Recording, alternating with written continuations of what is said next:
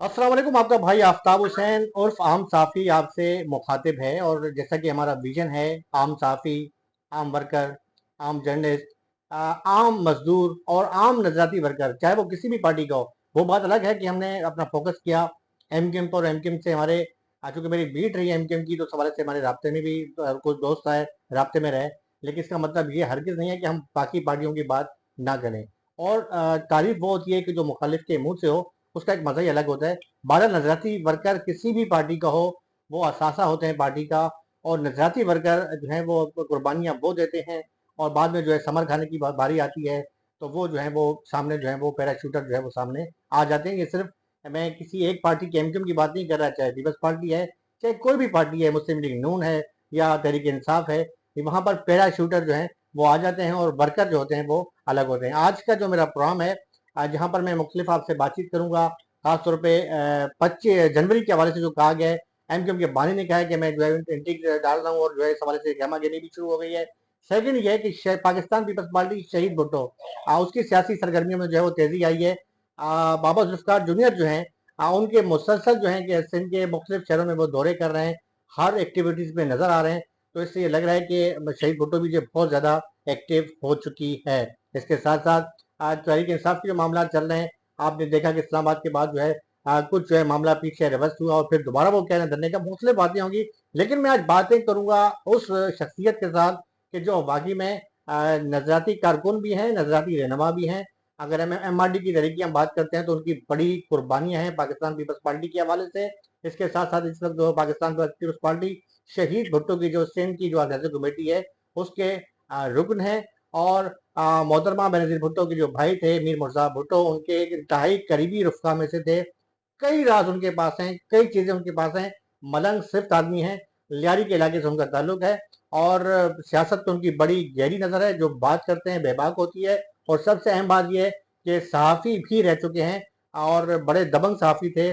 सिंधी अखबार से मुंसलिक रहे हैं, मुख्तलिफ यूनिट्स के हवाले से भी उनके। लेकिन आज का जो हमारा टॉपिक है, वो सियासत के हवाले से। जब सहाफत का मसला आएगा, तो मैं किसी अहम मामले पर सहाफत के हवाले से भी, कि जो आजकल मैं अक्सर वो करता रहूँ सहाफत के हवाले से, कि हमारी सहाफत की जो काली भेड़ें उनको मैं बेनकाब करता रहता हूँ, जो मेरा विजन है उस पर मैं उनसे बातचीत करूंगा। आज का जो मेरा मौजू है वो सिर्फ और सिर्फ पॉलिटिकल हवाले से है। तो मैं उनसे बातचीत करूंगा, कुछ खरी बातें भी होंगी, सच्ची बातें भी होंगी। आप मेरे जो है इस व्लॉग को देखें। और मैं दोबारा आपसे बात करूं कि आप मुझे बड़ी खुशी है कि ना सिर्फ मेरा, मुझे और जो मेरी पूरी टीम है, जिसमें आर की जो मुसलसल जो मेरे साथ हम लोग आप बड़ी मेहनत के साथ ब्लॉग बनाते हैं, और आप हमें लाइक करते हैं, सब्सक्राइब करते हैं, आपका बहुत बहुत शुक्रिया। और इसको भी जो है आप लाजमी देखें, इसमें कुछ बातें भी होंगी, इंकशाफात भी होंगे। मेरे साथ सलीम साले बुज़दार जो हैं वो लाइन पर हैं, उनसे बातचीत करेंगे। अस्सलाम वालेकुम बुज़दार साहब, आप बहुत बहुत शुक्रिया कि आपने हमें टाइम दिया। वालेकुम अस्सलाम। आपका भाई क्या हाल है? तबीयत ठीक है? अल्लाह का शुक्र बुज़दार भाई, माशाल्लाह मैंने आपका तारफ़ तो करवा दिया। और सबसे बड़ी बात ये कि हमारा हम साफ़ी जो चैनल है, वो हम हमारी कोशिश ये होती है कि हम जो है वो आम वर्कर, आम साफ़ी और आम मजदूर, आम सिपाही, हर वो जिसके नाम के साथ आम लगता है, उसे हम सामने लाते हैं। आपकी बड़ी कुर्बानियाँ हैं एम आर डी के हवाले से भी। और माशाल्लाह आपका एक अपना एक सियासी है, मतलब वजन भी है। देखिए, एक तो कराची में अब सुबह सिंध की अगर हम बात करते हैं, तो एक तो ये इतला चल रही है कि जी बार बार सोशल मीडिया पे, कि जनवरी में अगर एमक्यूएम की बात करते हैं, तो दूसरी बड़ी जमात है कि जी एमक्यूएम जो है वो दोबारा एमक्यूएम जो है वो लंदन फाल हो रही है, और बानी एमक्यूएम ने कहा कि हम दोबारा कराची में सियासत में हिस्सा ले रहे हैं। दूसरी बात, सोशल मीडिया पे मुसलसल हम देख रहे हैं कि बाबा जुल्फकार जूनियर जो हैं, उनके मुसलसल दौरे हो रहे हैं। आप एग्जीक्यूटिव कमेटी के रुकन हैं, आप बेहतर जानते हैं कि उनके दौरे में जो है मतलब उनको काफी पजराई भी मिल रही है। क्या होने जा रहा है सिंध में, अगर जिस तरीके से जनवरी का जो महीना है 2025 जो है वो बड़ा अहम करार दिया जा रहा है, शहीद भुट्टो के हवाले से भी, और जो लंदन वाले एमक्यूएम वाले हैं उनकी तरफ से भी। तो ये क्या हो रहा है, कहीं ऐसा तो नहीं कोई सियासी नया इतिहाद बन रहा है, या क्या होने वाला है, जरा बताएं। आपका भाई, सीधी बात है कि पाकिस्तान के वो हालात नहीं रहे जो आज से बहुत 10 20 25 साल पहले थे। जी। पाकिस्तान में अब जो हालात है वो ये है कि एक तरफ करप्शन का बाजार गर्म है, दूसरी बदअमनी है, लॉ एंड ऑर्डर। जी। तो जाहिर बात है, गवर्नमेंट 16 साल से हमारे सूबे सिंध है, और यहाँ ना महंगाई का अंबार लगा हुआ है, बदअमनी का अंबार है, हवा भराए का आवाज और दहशत गर्दी, ये सब है। तो इसमें लोगों को भी अवेयरनेस चाहिए, लोगों को भी अपना डिफेंड करना है। तो पॉलिटिकल पार्टी में जाहिर बात है कि 16 साल से एक पार्टी की हुक्मरानी है, सरदारी लीग की। तो अब मामला ये है कि एमक्यूएम कराची की इस वक्त बहुत बड़ी तंजीम है, लेकिन एमक्यूएम को भी अपनी जो है वो लेवल पे जो है वो खड़े लाइन लगा दिया गया था। लेकिन पाकिस्तान में उस्मानी शहीद भुट्टो चूंकि पीपल्स पार्टी है और वो पार्लियामेंट्री जरदारी की जो पार्टी है बेनजीर साहबा के बाद जो है वो एक parliamentary Pakistan peoples parliamentarian party है, वो उसका पाकिस्तान पीपल्स पार्टी से कोई ताल्लुक नहीं है। उसका तकाम निशान पीर है और उसका चेयरमैन जो उस वक्त बिलावल है या बिलावल है। तो बात हुई थी कि जूनियर जुल्फकार अली भुट्टो हमारी पार्टी के वाली के बेटे हैं, जुल्फकार अली भुट्टो के पोते हैं, गलवा भुट्टो के बेटे हैं, हमारी चेयरपर्सन मोहतरमा गलवा भुट्टो साहिबा है। जाहिर बात है कि जुल्फकार अली जूनियर ने कहा कि मैं मारूफ की सियासत पे यकीन नहीं रखता। तो हालात की निजाकत को समझते हुए उन्होंने एक नारा दिया कि आज भुट्टो एक मारूफी सियासत का लफ्ज है, लेकिन मैं चाहता हूँ जिए भुट्टो नहीं बल्कि जिए अवाम भुट्टो मैं खुद हूँ, मैं भुट्टो की सियासत जानता हूँ और समझता हूँ।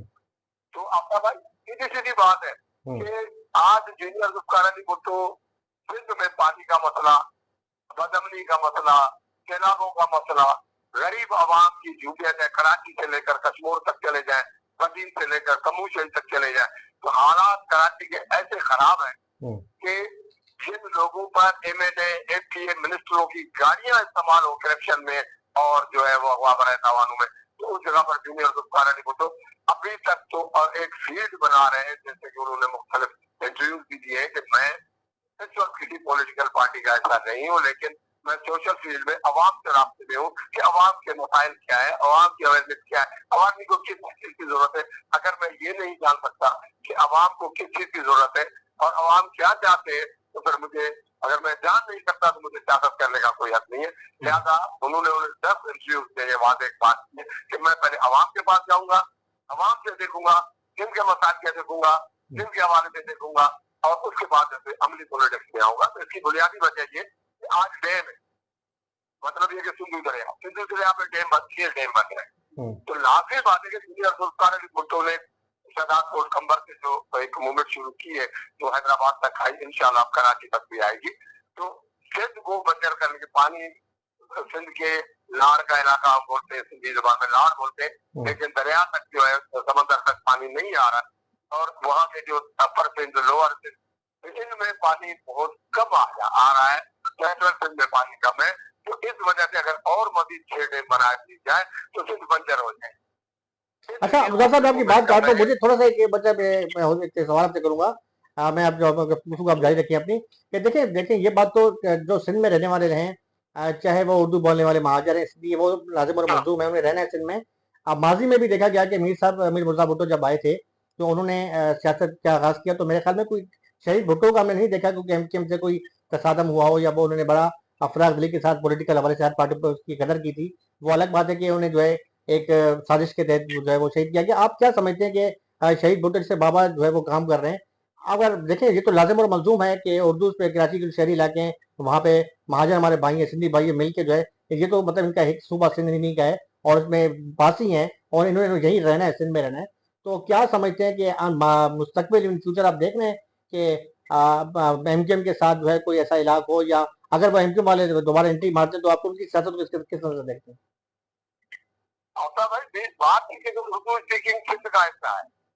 उर्दू स्पीकिंग लोग जब 47 में पाकिस्तान आए, 47 के बाद मतलब 75, 76, 90, 92 तक आते रहे। ये कहानी अलग है कि उर्दू स्पीकिंग हमारा हिस्सा है, सिंध की धरती का हिस्सा है। क्या रहते उनसे हमारी कोई अलहदगी हो नहीं सकती, वो सिंध को छोड़ नहीं सकते। मामला ये है कि जो जिन चीजों पे हमारे उनके साथ इख्तिलाफ होते हैं वो सिर्फ ऐसे इख्तिलाफ है जो उनके मुआशी तौर पर जो उनके इख्तिलाफ है उन पर वो बात करते हैं, और मुआशी तौर पर। और फिर एक और चीज है, जैसे 92 का आपका ऑपरेशन हुआ, 92 के ऑपरेशन में लाजमी बात है कि जो हालात उस वक्त के थे, जरदारी बेनजीर साहबा के दौर में हुआ, नवाज शरीफ के दौर में हुआ, तो हमने उसको कठिन किया कि भाई अगर कोई मुजरिम है तो उसको पकड़ के सजा दी है, अदालत में सजा दिलाई जाए, ना कि आप घरों में जाकर उसको खोलिए हमारे। और उसके विक्टिम हमारे अपने दोस्त भी हुए, मीर साहब भी इस चीज का जो रोडों पर टारगेट के लिए की गई उसका विक्टिम है, हमारे साथ साथ ही उसके साथ है, हमारे सैकड़ों शहीद दोस्त उसके साथ है। तो इनके उनके साथ अगर जहाँ ज्यादती होती है, अमीर साहब ने भी उसको कंडम किया और पाकिस्तान पीपल्स पार्टी शहीद भुट्टो ने भी कंडम किया। हम उसकी कभी भी हिमायत नहीं करते, लेकिन हम भी तवक्को रखते हैं कि एनक्यूएम अगर आगे चल के सिंध धरती को अपनाकर सिंध के हवाले से काम करेगी तो हमारा अलायंस हो सकता है और हम उसके साथ चल भी सकते हैं। लेकिन अगर वही जो है सिर्फ रवैया रखा गया कि किसी बाहर के जोर पर जो है कोई बात की जाए, तो जाहिर बात है कि सिंध धरती पर, जैसे मीर मुर्तजा भुट्टो ने कहा था, अगर कराची हो, हैदराबाद हो, सिंध के किसी भी शहर में अगर सिंध की धरती पर कोई होगा तो बंदूक लेकर मैं खुद बाहर निकलूंगा। तो उन्होंने एनक्यूएम को टारगेट नहीं किया था, सिंध धरती के हवाले से बात की थी कि दहशतगर्दी टेररिज्म के।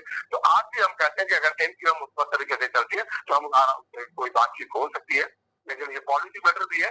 लेकिन मैं फिर भी कहता हूँ कि एनक्यूएम हमारे साथ जो है चलेगी तो हम उसके साथ चलेंगे। सिर्फ धरती के सिर्फ के मुफादात हमारे और एनक्यूएम के एक ही है। अच्छा गुजार साहब, मैं खुद चूंकि लियारियन हूँ, मैंने अपनी आंखों से देखा कि जब एमआरडी की तहरीक चलती थी, आपका सर मैंने लहू-लुहान देखा कि जब जो है वो 5 जुलाई यौम सह के नारे लगते थे, तो उस वक्त जो है आप ना सिर्फ मुजाहरे करते थे, बल्कि मैंने आपको अपनी आंखों से जो है वो देखा है कि किस तरीके से आपको जो है एमआरडी की जब तहरीक चल रही थी तो आपने किसी के जुल्म पर भी बर्दाश्त की।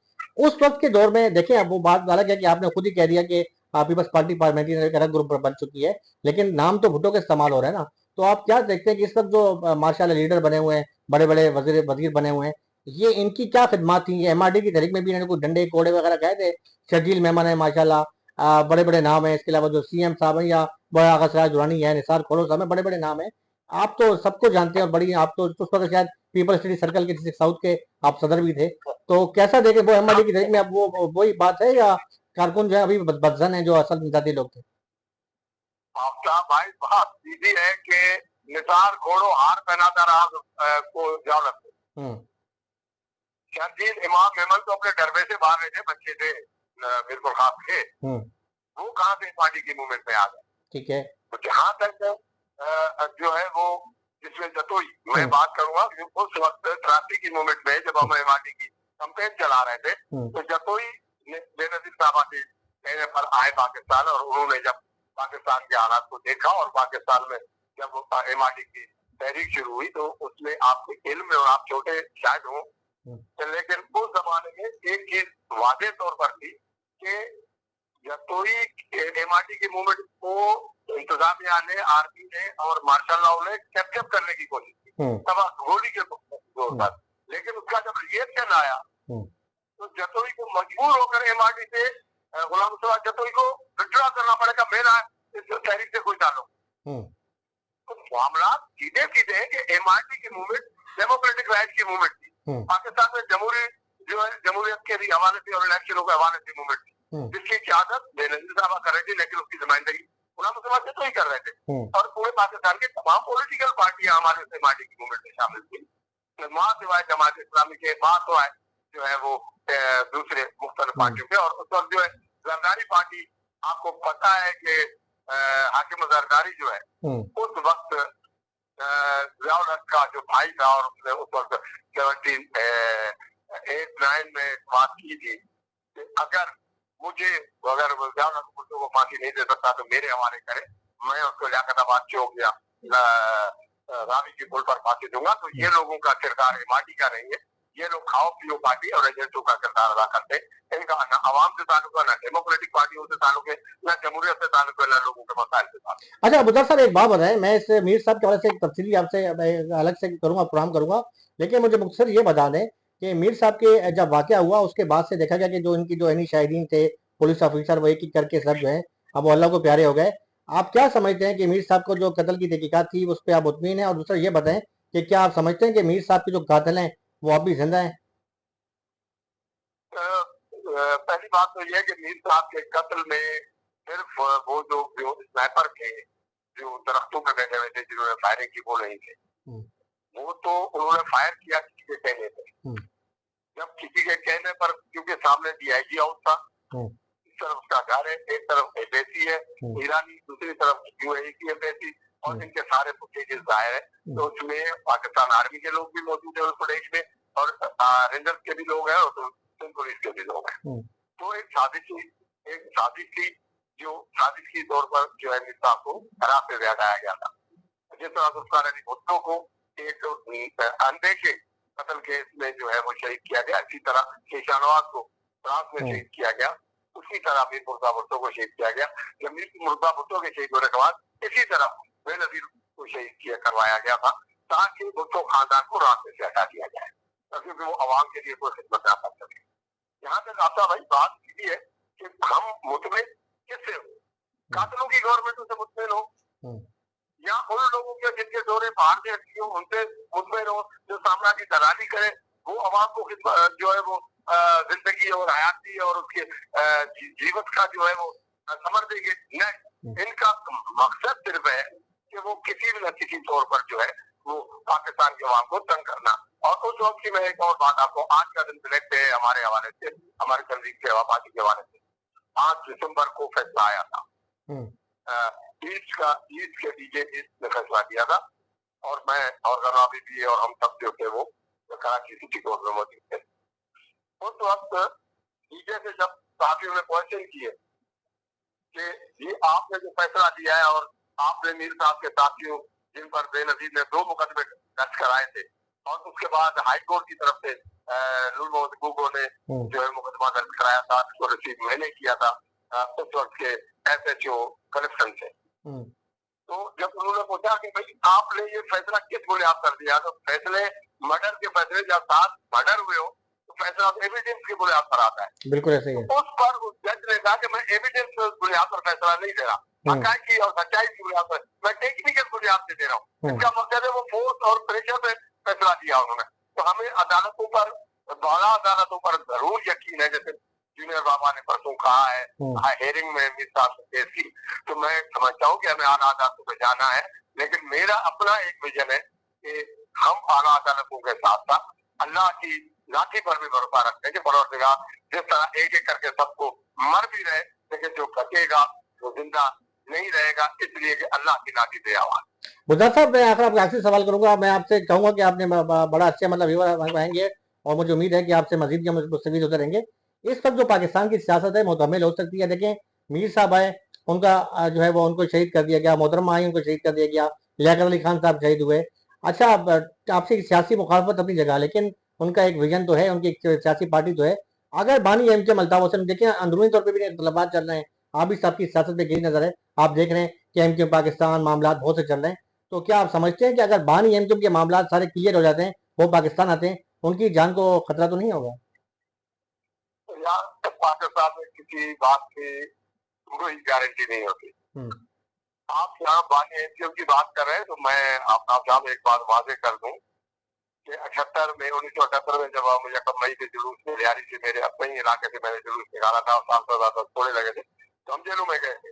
अल्ताफ हुसैन से हमारा 21 नवंबर बैरक में मुलाकात हुई थी मेरी, और उस वक्त डॉक्टर जो थे शहीद हो गए, जनरल सेक्रेटरी साहब, तो वो लोग उस वक्त थे। तो 21 नवंबर में हमारी और उनकी अच्छी खासी डिस्कस होती रही, वो लेनिज्म, मार्क्सिज्म, सोशलिज्म, इन पर बहुत ठीक ठाक बात करती। लेकिन एक अरसा चलने के बाद मुद्दे के दौर था उनका, अल्ताफ हुसैन का उस वक्त।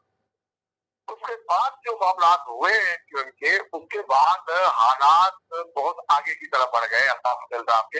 उसके बाद तो हमारी मुलाकात नहीं हुई, जेल में थे हम, 20 साल से जेल में थे, तो हमारी मुलाकात होती रही स्टडी सर्कल, हमसे हम साथ इक्वल रहते थे।